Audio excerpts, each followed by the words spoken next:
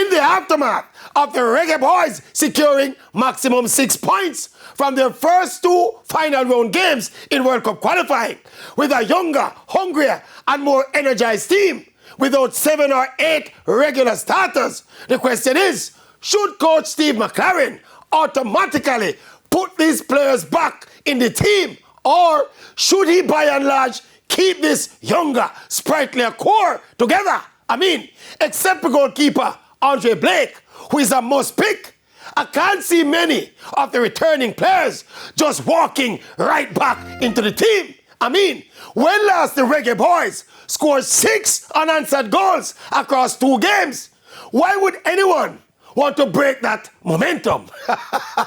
So you see, the Maverick basically asked the question and answer it.